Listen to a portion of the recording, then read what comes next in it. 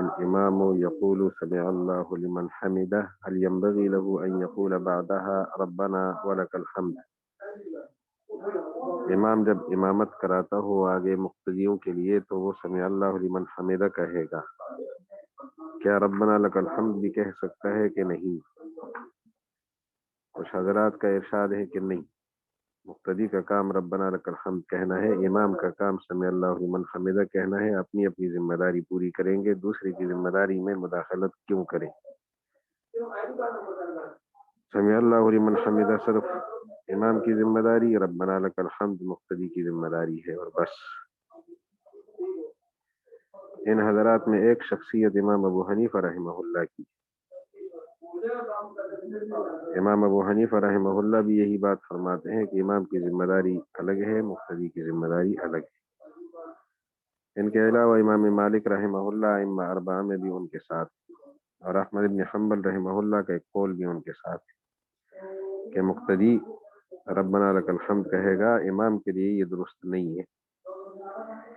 امام کا دائرہ الگ ہے، مقتدی کا الگ ہے۔ امام شافعی اور امام احمد بن حنبل کا دوسرا قول، اور امام محمد رحمہ اللہ اور امام ابو یوسف رحمہ اللہ اور ہمارے بزرگوں میں ساتھ ساتھ ہیں امام طحاوی۔ امام شافعی، احمد بن حنبل کا دوسرا قول مشہور، امام ابو یوسف، امام محمد، امام طحاوی رحمہ اللہ یہ فرماتے ہیں کہ مقتدی تو ربنا لک الحمد کہے گا، لیکن امام دونوں باتیں کرے گا، سمع اللہ لمن حمدہ بھی کہے گا، ربنا لک الحمد بھی کہے گا۔ مقتدی کا دائرہ محدود ہے، امام کے لیے پوری وہی بات کرنی ہوگی جو سمع اللہ لمن حمدہ، وہ بھی ربنا لک الحمد۔ دونوں حضرات کے دلائل، دونوں مذاہب کے دلائل ہم نے دیکھے۔ سب سے پہلے امام ابو حنیفہ رحمہ اللہ کی دلیل دو صحابہ کرام سے پیش کی جا رہی ہے، اور سب سے پہلے حضرت ابو موسیٰ اشعری رضی اللہ عنہ کی روایت ہے، دو سندوں کے ساتھ آپ دیکھ لیں۔ آپ عن ابی موسیٰ الاشعری سے دیکھ لیں، سند پڑھ لیں گے بعد میں۔ عن ابی موسیٰ الاشعری رضی اللہ عنہ قال علمنا رسول اللہ صلی اللہ علیہ وسلم الصلاۃ، نبی علیہ السلام نے ہمیں نماز سکھائی۔ فقال اذا کبر الامام فکبروا، جب امام تکبیر کہے تم تکبیر کہو، جب وہ رکوع کرے تم رکوع کرو۔ وَإِذَا سَجَدَ فَاسْجُدُوا، جب وہ سجدہ کرے تم بھی سجدہ کرو۔ وَإِذَا قَالَ سَمِعَ اللَّهُ لِمَنْ حَمِدَهُ، جب وہ کہے سمع اللہ لمن حمدہ تم کہو اللہم ربنا ولک الحمد، تو یسمع لکم، یسمع اللہ لکم، تمہاری پکار اللہ قبول کریں گے، یا تمہیں اللہ تعالیٰ سنتے ہیں، مطلب تمہاری پکار قبول کریں گے۔ فإن اللہ عز وجل قال على لسان نبیہ صلی اللہ علیہ وسلم سمع اللہ لمن حمدہ، یہ بات پیغمبر کی زبان سے کہلوائی ہے، سمع اللہ لمن حمدہ، سنی اللہ نے بات اس کی جس نے اس کی تعریف کی، تو اللہ تمہاری سنے گا۔ یسمع اللہ لکم، تمہاری اللہ سنے گا۔ دوسری سند اسی روایت کی حدثنا ابو بکر سے آگے ہے، تو ایک شخصیت ابو موسیٰ اشعری رضی اللہ عنہ کی ہمارے سامنے آئی،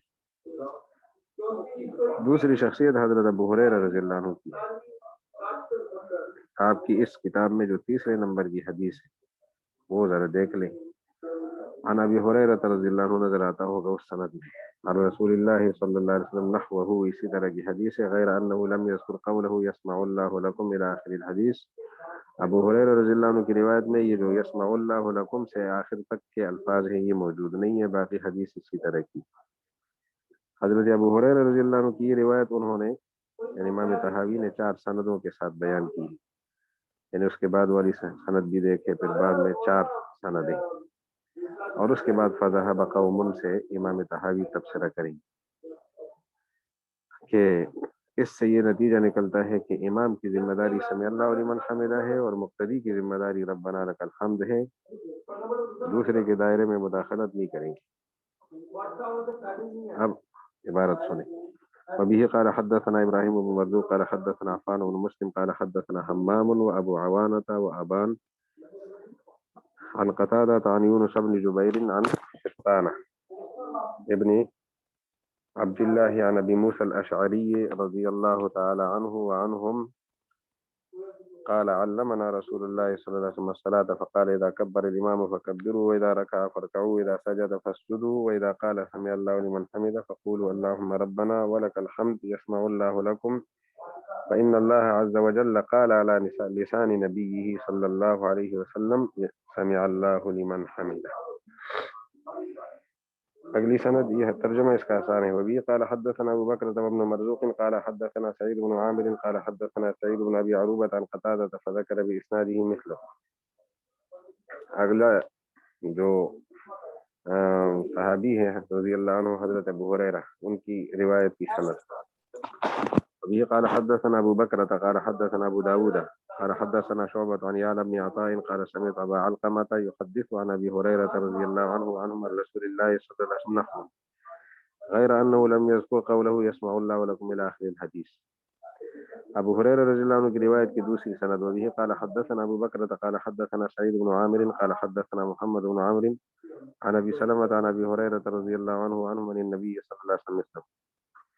وبه قال حدثنا نصر بن مرزوق قال حدثنا القصيب بن ناصح قال حدثنا وهيب عن مصعب بن محمد القرشي عن ابي صالح عن ابي هريرة رضي الله عنه عن النبي صلى الله عليه وسلم.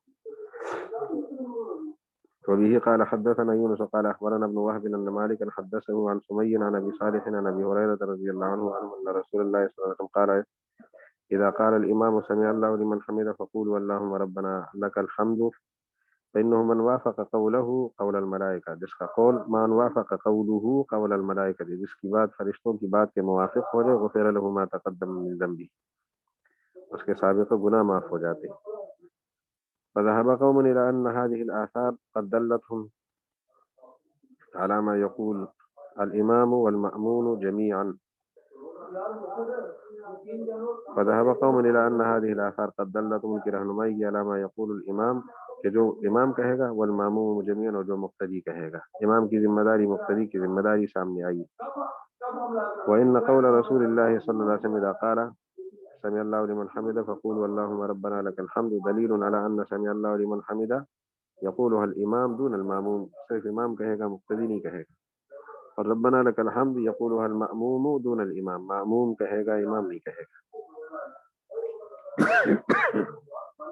وممن ذهب الى هذا القول اس قول کی طرف جو لوگ گئے ہیں ابو حنیفہ و مالک. وخالفهم في ذلك آخرون دوسرے حضرات نے مخالفت کی ہے. تو دو بزرگوں کے انہوں نے نام بتا دیے تو مخالف کی سمجھ آ گئے نہیں. فقالوا بل يقول الامام سمع الله لمن حمد ربنا ولك الحمد ثم يقول المأموم ربنا ولك الحمد. امام جب کہہ دے گا نا سمع الله لمن حمد ربنا لك الحمد تو مقتدی کہے گا ربنا لك الحمد. یہ طریقہ ہے.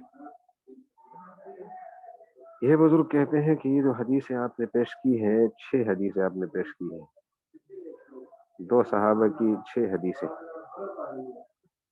سند بدلنے سے حدیث بدلتی ہے اس لیے حدیث 6 ہو نمبر بھی اس لیے الگ الگ لگے ہوتے. ان حدیث میں یہ تو ہے کہ امام یہ کہے گا جب امام یہ کہے تو مقتدی یہ کہے. لیکن یہ نہیں کہا کہ امام یہ نہ کہے ربنا لک الحمد نہ کہے کہ کوئی بات نہیں ہوئی یہاں. اس سے یہ حدیث خاموش ہے. امام سمع اللہ لمن حمدہ کہے مقتدی کیا کہے ربنا لک الحمد لیکن امام ربنا لک الحمد نہ کہے اس سے یہ حدیث خاموش ہے. اس پر دیکھتے ہیں. قالوا وہ فرماتے ليس في قول النبي صلى الله عليه وسلم اذا قال الامام سمع الله لمن حمده فقولوا ربنا ولك الحمد. اس میں دلیل نہیں ہے اس بات پر کہ ان ذلك يقوله المأموم دون غيره کہ یہ ربنا ولك الحمد صرف مقتدی کہے گا امام نہیں کہے گا. ولو كان ذلك كذلك اگر یہ معاملہ ایسا ہی ہوتا تو لاستحال ان يقولها من ليس بمأمون من ليس بمأموم. اگر یہ بات ہو جائے کہ یہ صرف مقتدی کہے گا تو جو آدمی مقتدی نہ ہو اس کے لیے کہنا پھر بنتا نہیں ہے کہ اس کے لیے کہنا کہاں سے ثابت کرو. ربنا لک الحمد صرف مقتدی کی ذمہ داری ہے بس. تو جو آدمی مقتدی نہیں ہوگا وہ کیا کرے گا. چلو امام تو خارج کر دیں گے لیکن جو منفرد ہے اکیلا آدمی ہے وہ مقتدی نہیں تو وہ کہے گا یا نہیں کہے گا. اگر کہے گا کیوں کہے گا کیونکہ وہ تو مقتدی نہیں ہے. آپ تو کہتے ہو ربنا لک الحمد مقتدی کے لیے ہے تو جو مقتدی ہی نہیں ہے، امام بھی نہیں ہے، وہ کیا کرے گا؟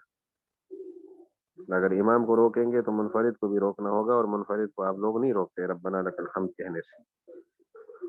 ولو کان ذلک کذلک، اگر یہ معاملہ ایسے ہی ثابت ہو جائے کہ ربنا ولک الحمد سے مقتدی کو، امام کو روک لیا جائے اور یہ صرف مقتدی کے ساتھ خاص ہو جائے، فالاستحال، یہ بات محال ہو جائے گی ان یقولها، کہ یہی جملہ کہہ دے من، وہ آدمی لیس بمأموم، جو مقتدی نہیں ہے یعنی منفرد ہے، فقد رأیناکم، ہم نے تو تمہیں دیکھا ہے، تجمعون، اجماع کر چکے ہو اس بات پر کہ ان المصلی وحدہ، کہ وہ نمازی جو اکیلی نماز پڑھتا ہے، یقولها ربنا لک الحمد کہے گا، ما قوله سمع اللہ لمن حمدہ، سمع اللہ لمن حمدہ کے ساتھ، فکما کان من یصلی وحدہ یقولها وليس بمأموم، جو آدمی اکیلی نماز پڑھتا ہو اور وہ مقتدی نہ ہو، ولم ينفي ذلك ما ذکرنا من قول رسول اللہ صلی اللہ علیہ وسلم، اور جو ہم نے حضور کا قول ذکر کیا اس میں نفی بھی موجود نہیں ہے اس سے، تو کان الامام ایضا یقولها كذلك، تو اسی طرح پھر امام بھی کہے گا، ولا ينفي ذلك ما ذکرنا من قول رسول اللہ صلی اللہ علیہ وسلم، حضور کے قول نے اس چیز کی نفی نہیں کی کہ امام نہیں کہے گا، جیسے منفرد سے نفی نہیں ہے، امام سے بھی نفی نہیں ہے۔ ان بزرگوں کی دلیلیں اب ہم پڑھتے ہیں، اصولی بات تو کہہ دی، ان کی دلیل پر اعتراض کیے کہ اس میں اتنا ہے کہ مقتدی کہے گا، یہ نہیں ہے کہ غیر مقتدی نہیں کہے گا، غیر مقتدی نہیں کہے گا کی بات یہاں موجود نہیں ہے، مقتدی کہے گا کی بات موجود ہے۔ اگر مقتدی نہیں کہے گا، اس سے مقتدی کے علاوہ نہیں کہے گا، مقتدی کہے گا یہ تو ہے کہ، لیکن مقتدی کے علاوہ آدمی نہیں کہے گا، یہ بات وہاں نہیں ہے۔ مقتدی کیا کہے گا؟ ربنا لک الحمد، مقتدی کا غیر ربنا لک الحمد کہے گا یا نہیں کہے گا، اس سے حدیث خاموش ہے۔ اگر ہم اس پر مصر ہو جائیں کہ مقتدی کا غیر نہیں کہے گا، تو پھر منفرد کیوں کہتا ہے؟ تو جب منفرد کے کوئی اجازت ہے اور اس سے یہ حدیث خاموش ہے، تو امام سے بھی خاموش ہے، امام بھی کہے گا۔ یہ کہہ کر اب انہوں نے اپنی دلیل پیش کرنی ہے، تو دلیل جو ہے وہ حضرت علی رضی اللہ عنہ کے حوالے سے ہے، اور اسی طرح حضرت ابن عباس، حضرت ابو سعید خدری، حضرت ابو جحینہ رضی اللہ عنہ سے مروی ہے کہ رسول اللہ علیہ السلام جب رکوع سے سر اٹھاتے تھے تو ربنا لک الحمد کہا کرتے تھے، ربنا لک الحمد کہنا امام کے لیے بھی مسنون ہے، یہ حدیث پیش کریں گے۔ واحتجوا في ذلك بما حدثنا ربيع المؤذن قال حدثنا ابن وهب قال اخبرني عبد الرحمن بن ابي الزناد عن موسى بن عقبة عن عبد الله بن الفضل عن عبد الرحمن الاعرج عن عبيد الله بن ابي رافع عن علي بن ابي طالب رضي الله عنه عنهم، حضرت علی کی روایت آ گئی، عن النبي صلی اللہ علیہ وسلم كان اذا رفع رأسه من الركوع قال اللهم ربنا لك الحمد ملء السماوات وملء الارض وملء ما شئت من شيء بعد، یا اللہ تیرے لیے تعریفیں ہیں، آسمان بھر جائے اتنی تعریفیں، زمین بھر جائے اتنی تعریفیں، اور جو اس کے بعد جتنے چیزیں آپ چاہیں وہ بھی بھر جائے۔ تو وبما حدثنا، اگلی روایت حضرت عبداللہ ابن عباس کی ہے، وبما حدثنا ابراہیم بن مرزوق قال حدثنا عثمان بن عمر قال اخبرنا هشام بن حسان عن قیس بن سعد عن عطاء عن ابن عباس رضی اللہ عنہما وعنہم عن رسول اللہ صلی اللہ علیہ وسلم مثله۔ اگلی روایت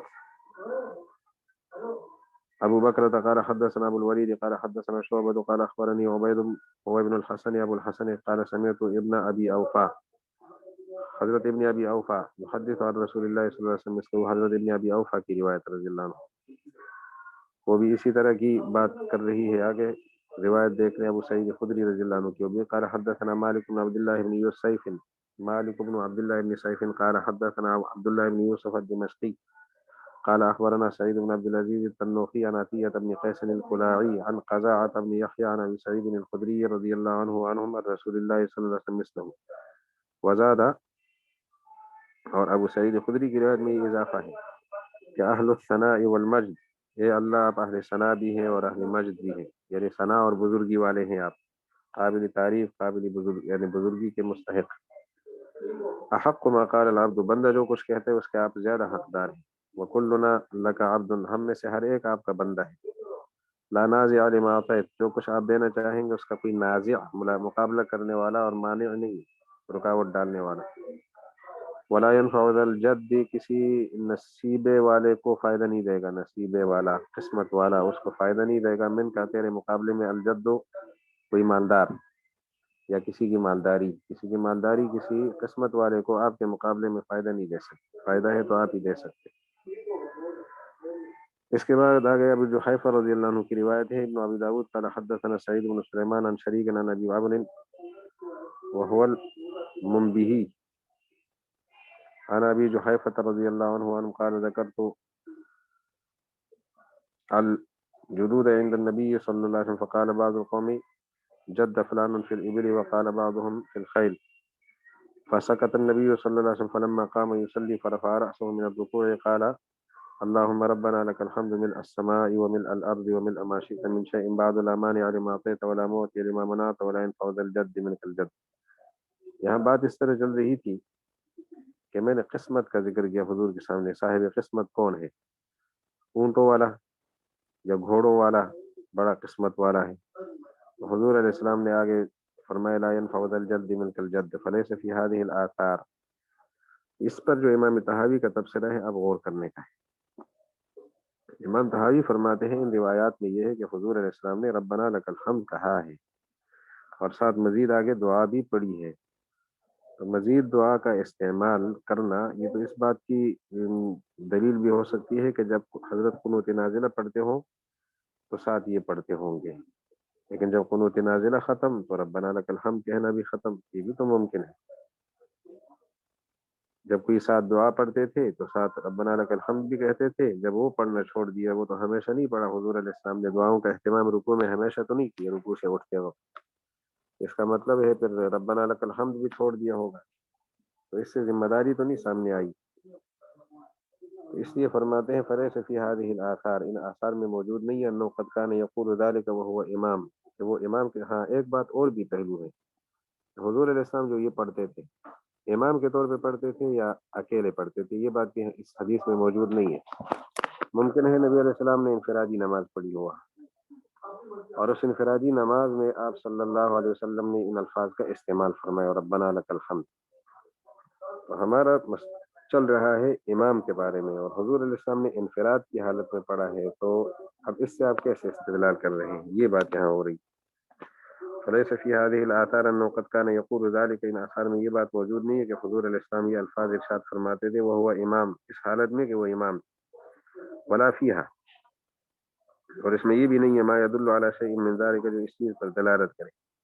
غیر انه قد ثبت بها من صلى وحده يقول سمع الله لمن حمد ربنا لك الحمد. اس سے تو اتنی بات سامنے آ سکتی ہے کہ اکیلی نماز والا ربنا لك الحمد کہہ دے سمع الله لمن حمد کے ساتھ. تو ان روایتوں سے دلیل مضبوط نہیں ہو رہی، احتمال موجود ہے.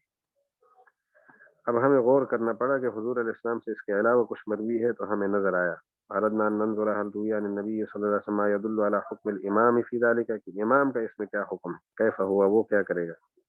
وهل يقول من ذلك ما يقول من يصلي وحده ام لا، اور جو آدمی اکیلی نماز پڑھتا ہے وہ بھی یہ کہے گا یا نہیں کہے گا. اس پر ہم نے غور کیا.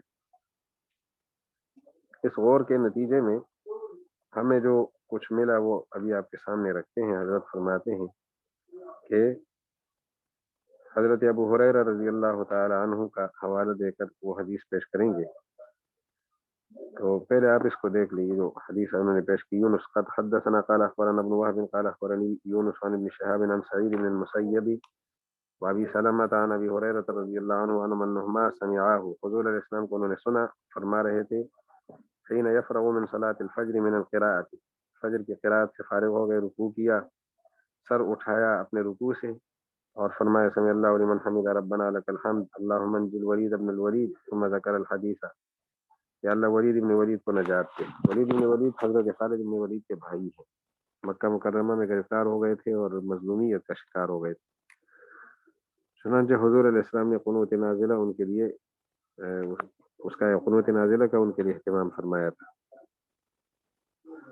تو صلاۃ فجر کے اندر ربنا لک الحمد یہاں موجود ہے. فقد يجوز ايضا، حضرت ابو ہریرہ کی روایت میں یہ احتمال ہے کہ ان يكون قال ذلك لانه من القنوت ثم تركه بعد لما ترك القنوت.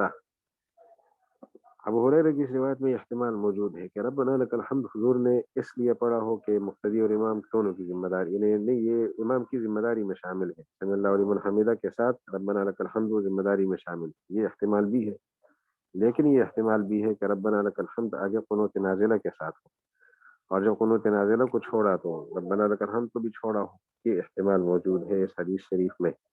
تو ہمیں مزید غور و فکر کی ضرورت پڑی کہ وہ امام جو قنوت نازلہ کے بغیر ہو وہ کیا کرے گا، اس کی حدیث چاہیے.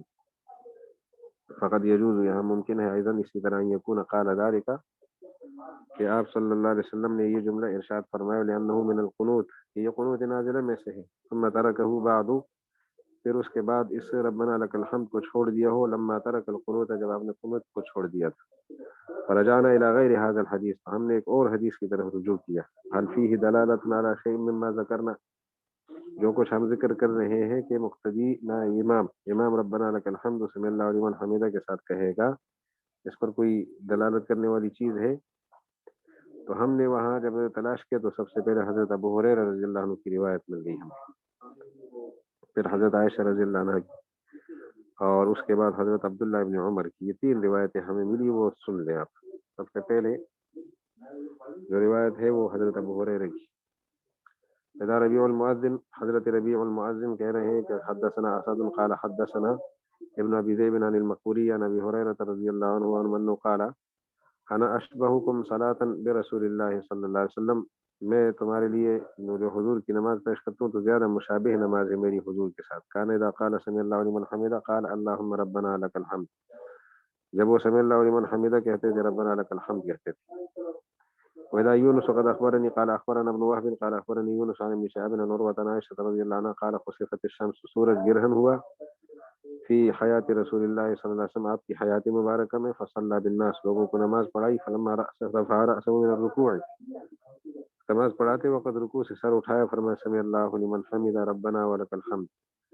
اب اس میں امام بن کر حضور نے ربنا ولک الحمد کا ارشاد فرمایا سمع اللہ لمن حمدہ کے ساتھ، امام بن کر، اور وہ بھی قنوت نازلہ کے بغیر ہے. کہ خسوف الشمس میں حضور علیہ السلام نے قنوت نازلہ خسوف الشمس کی نماز میں نہیں پڑھا. پھر اگلی روایت سن لو گی. قال حدثنا ابو بکر قال حدثنا ابراہیم بن ابی الوزیر قال حدثنا مالک بن انس عن الزہری عن سالم عن ابیہ رضی اللہ عنہ عنہم، عبداللہ بن عمر کی روایت ہے. فرماتے ان رسول اللہ صلی اللہ علیہ وسلم کان اذا قام من الرکوع قال ذلك، جب رکوع سے اٹھتے تھے تو یہ الفاظ ارشاد فرمایا کرتے تھے ربنا ولک الحمد. ففي هذه الاثار ما يدل، ان آثار میں وہ چیز موجود ہے جو دلالت کرتی ہے کہ ان الامام یقول من ذلك مثل ما يقول من صلى وحده، ان الفاظ میں سے وہی الفاظ استعمال کرے گا جب نماز اکیلے پڑھنے والا ہو وہ استعمال کرتا ہے. لأن في حدیث عائشہ رضی اللہ عنہ ان رسول اللہ صلی اللہ علیہ وسلم قال وهو يصلي بالناس، حضرت عائشہ رضی اللہ عنہ نے تو صاف فرمایا يصلي بالناس کے لفظ کے ساتھ، وهو يصلي بالناس ام المؤمنین کی روایت میں. اور حضرت ابو ہریرہ کی روایت میں نے اشبہکم صلاۃ برسول اللہ صلی اللہ علیہ وسلم، حضور کی نماز کے زیادہ مشابہ نماز میں پیش کر رہا ہوں. ثم ذكر ذلك فأخبر أن ما فعل من ذلك هو ما كان رسول الله صلی اللہ علیہ وسلم يفعله في صلاته لا يفعل غيره، جو کچھ نماز میں کرتے تھے کوئی اور نہیں کرتے تھے. وفي حدیث ابن عمر ما ذكرنا عنه وهو أيضا في إخبار عن صفة صلاته كيف كانت، حضور کی نماز کی کیفیت کیا تھی یہ ہمارے سامنے آ گئی. فلما ثبت عنه أنه كان يقول وهو إمام إذا رفع رأسه من الركوع سمع الله لمن حمده ربنا ولك الحمد، امام کی حالت میں سمع اللہ لمن حمدہ ربنا ولک الحمد امامت کی حالت میں آپ نے فرمایا تو ثبت ان هكذا ينبغي للامام ان يفعل ذلك اتباعا، تو اتباعا لما قد ثبت عن رسول اللہ صلی اللہ علیہ وسلم في ذلك، امام کو بھی چاہیے کہ رسول اللہ سے جو کچھ ثابت ہے اس کی پیروی کرے. فهذا حکم هذا الباب من طریق الاثار، اس باب کا یہ حکم احادیث سے سامنے آیا. احادیث سے اس طرح کے شروع کی حدیث ہے، وہ کہہ رہی تھی کہ امام جو ہے سمع اللہ لمن حمدہ کہے، مقتدی ربنا لک الحمد کہے، لیکن وہاں بات مشکوک تھی کہ ربنا لک الحمد امام یعنی غیر مقتدی نہ کہے، اس سے وہ حدیث خاموش تھی. پھر حدیث پیش کی کہ رسول اللہ علیہ السلام نے خود یعنی امام یعنی ربنا لک الحمد سمع اللہ لمن حمدہ کے ساتھ ارشاد فرمایا، لیکن ان پر اشکال یہ تھا کہ ہو سکتے وہ انفرادی نماز ہو. پھر امام بن کر بھی سمجھ آیا حدیث پیش ہوئی لیکن اس میں قنوت نازلہ ساتھ شامل تھا، تو وہاں بھی اشکال ہو گیا کہ ہو سکتا ہے یہ قنوت نازلہ کا حصہ ہو. لیکن آگے حدیثیں مل گئی کہ وہ امام بن کر حضور علیہ السلام نے ایسی نماز میں ربنا ولک الحمد ارشاد فرمایا ہے سمع اللہ لمن حمدہ کے ساتھ کہ آپ نے قنوت نازلہ بھی نہیں پڑھا اور امام بھی تھے. تو اس سے یہ پتہ چلا کہ امام صاحب کی ذمہ داری میں سمع اللہ لمن حمدہ کے ساتھ ساتھ ربنا لک الحمد بھی شامل ہے. یہاں تک اگر بات سمجھ آ گئی ہے تو ہم آگے پھر وجہ نظر کی طرف بڑھتے ہیں. میرا خیال ہے منٹ 2 منٹ آپ دیکھ لیں کوئی چیز سمجھنا ہی ہوتا کہ ہم اس کو سمجھ جائیں پھر وجہ نظر کی طرف بڑھیں.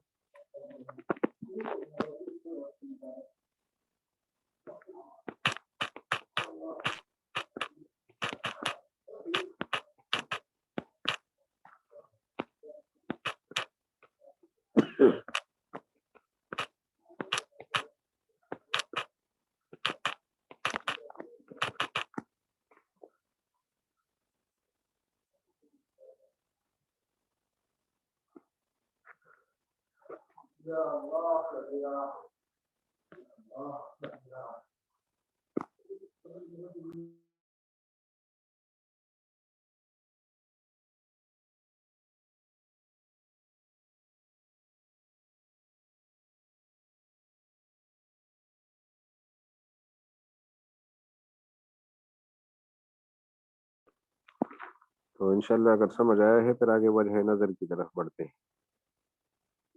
قیاسی دلیل، وجہ نظر قیاسی دلیل. وجہ نظر یہ ہے کہ ان سب کا اتفاق ہے کہ منفرد آدمی سمی اللہ لمن حمیدہ بھی کہے گا، ربنا لک الحمد بھی کہے گا. ان سب بزرگوں کا اتفاق ہے. حنفی، شافعی، مالکی، حنبلی، پھر امام ابو حنیفہ رحمہ اللہ، اور کوئی بھی ایسا نہیں ہے جو کہے کہ مقتدی جو ہے نہ منفرد اکیلا نماز پڑھنے والا وہ سمی اللہ لمن حمیدہ کے ساتھ ربنا لک الحمد نہیں کہے گا، بلکہ دونوں کی ذمہ داری ڈالتے. اب ہم دیکھتے ہیں کہ یہ جو امام صاحب ہے، امام پاک، اس کی حالت کس کی حالت کے مشابہ ہے؟ مقتدی کی حالت کے مشابہ ہے یا منفرد کی حالت کے مشابہ؟ تو ہم نے جب غور و فکر کیا تو ہمیں امام صاحب منفرد کے مشابہ نظر آئے. مقتدی کی نماز میں کوئی ایسی غلطی ہو جائے جو سجدہ سہو کو لازم کرے تو اس پر سجدہ سہو نہیں ہے، لیکن امام کی غلطی سے سجدہ سہو لازم ہے، اور یہی مسئلہ منفرد کا بھی. تو امام منفرد کی طرح منفرد اللہ اکبر کہے گا، امام بھی کہتا ہے. منفرد قرات بھی کرے گا، امام بھی کرتا ہے. قیام، قعود، رکوع، سجود، تشہد، ساری چیزوں میں امام منفرد کی طرح ہے. تو صرف ایک ربنا لک الحمد میں اس کو کیوں الگ کیا گیا ہے؟ لہذا جو حالت منفرد کی ہے وہی حالت امام کی ہے. امام اور منفرد کا حکم جیسے حالت ایک جیسی ہے تو حکم بھی ایک جیسا ہونا چاہیے. اما من طریق النظر، اور بہرحال طریق نظر سے یہ بات سامنے آئی، فإنهم قد اجمعوا، ان سب کا اجماع ہے، فی من اس شخص کے بارے میں یصلی جو نماز پڑھتا ہو وحدہ اکیلے، علی اس بات پر اتفاق ہے، انه یقول ذلك کہ وہ یہ جملہ کہے گا، ربنا لک الحمد والا جملہ کہے گا. فردنا تو ہم نے غور کیا، ننظر فی الامام الحکم فی ذلك حکم من یصلی وحدہ ام لا، کہ اس کا حکم کیا ہے، امام کی صورتحال کیا ہے. ہم نے غور کیا فی الامام، امام کے معاملے میں، حل حکم ہو کہ اس کا کیا، اس کا حکم فی ذلك اس معاملے میں، حکم من اس آدمی کا حکم کی طرح یصلی وحدہ جو پہ اکیلی نماز پڑھتے ام لا، یا اس طرح نہیں ہے. وجدنا الامام يفعل في كل صلاته من التكبير والقراءة والقيام والقعود والتشهد مثل ما يفعله من يصلي وحده. تو امام اپنی پوری نماز میں وہی کام کرتا ہے جو اکیلے آدمی کرتا ہے. یفعل في كل صلاته، تکبیر ہو، قراءت ہو، قیام ہو، قعود ہو، تشہد ہو، جس طرح منفرد آدمی کرتا ہے. وجدنا احکامه فيما يطرأ عليه، یہ صلاتی جو کچھ نماز میں طاری ہوتا ہے اس پر، تو اس کے احکام بھی اس آدمی کے احکام کی طرح ہے جو اکیلی نماز پڑھتا ہے، جو اس پر حالات آتے ہیں. من الاشیاء التي توجب فسادها، توجب فسادها، وہ اشیاء جو نماز کو فاسد کرے. تو امام کی نماز فاسد ہو جائے تو امام کی نماز وہی چیز فاسد کرتی ہے جو مقتدی منفرد کی نماز فاسد کرتی ہے. وما یوجب سجود السہو، اور جن چیزوں کی وجہ سے سجود السہو لازم ہے، جو چیزیں سجود السہو کو لازم کرتی ہے فیہا اس نماز کے اندر، وہ منفرد اور امام ایک جیسے ہیں. وغیر ذلك، اس کے علاوہ بہت سارے مسائل. وکان الامام ومن یصلی وحدہ فی ذلک سواء، امام اور وہ آدمی جو اکیلی نماز پڑھتا ہے اس چیز میں سب برابر ہے. بخلاف الماموم، مقتدی جدا ہے، تو مقتدی کے احکام اگر بدل جائیں تو بدل سکتے ہیں، لیکن امام کے احکامات منفرد سے بدلنے نہیں چاہیے. انشاءاللہ اس کو سمجھ گئے ہوں گے، اگر سمجھ گئے تو آگے بڑھ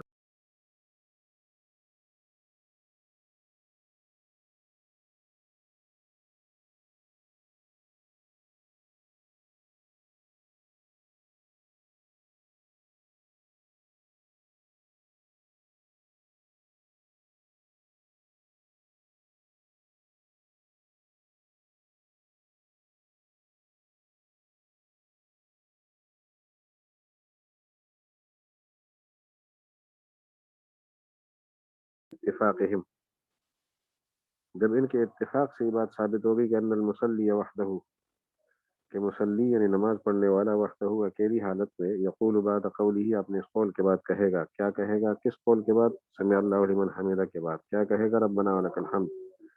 تو ثبتا، یہ بات بھی ثابت ہوگی کہ ان الامام ایضا یقولها، کہ امام بھی اسی طرح کہے گا بعد قوله سمع اللہ لمن حمدہ، سمع اللہ لمن حمدہ اپنا جو قول ہے اس کے بعد.